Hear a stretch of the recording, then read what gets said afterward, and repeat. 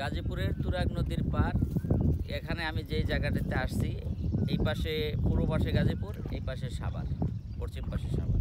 তো ঈশ্বর বাজার নামক এই স্থানটিতে এখন আপনারা যেই নৌকাটিতে দেখবেন, এটা কালিয়াকুরের বড়ুইবাড়ি এলাকা থেকে তারা খড়ি বিক্রি করার জন্য ঢাকার সেই দক্ষিণ ঢাকায় তারা নিয়ে যাবে।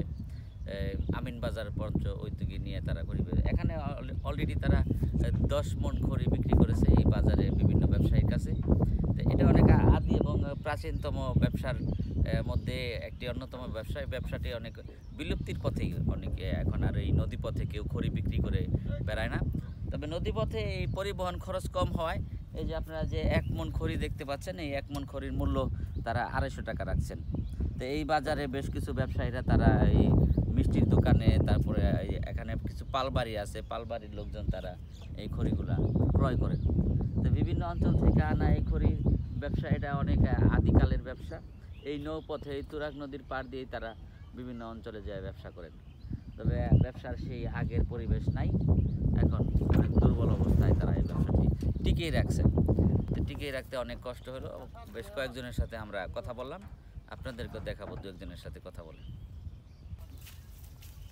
ভালো আছেন? কি নাম আপনার? আব্দুল কাদের মিয়া। কোন পাড়া বাড়ি? বড়ুইবাড়ি আশিবাড়ি। ও তাই না? তো প্রায় আসেন এই পথে? হ্যাঁ, সপ্তাহে আসছি। সপ্তাহে সপ্তাহে বেচা কিনি হয় পারলেন না? তো এইবার এই 10 মণ বেচা থেকে গেলেন। হ্যাঁ, হ্যাঁ, 15 মণ বেচছি। 15 মণ বেচছেন সব মিলে? জি।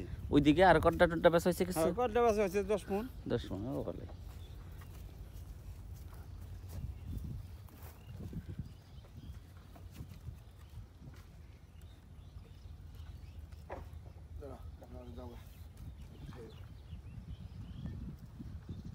যাও, জনি কত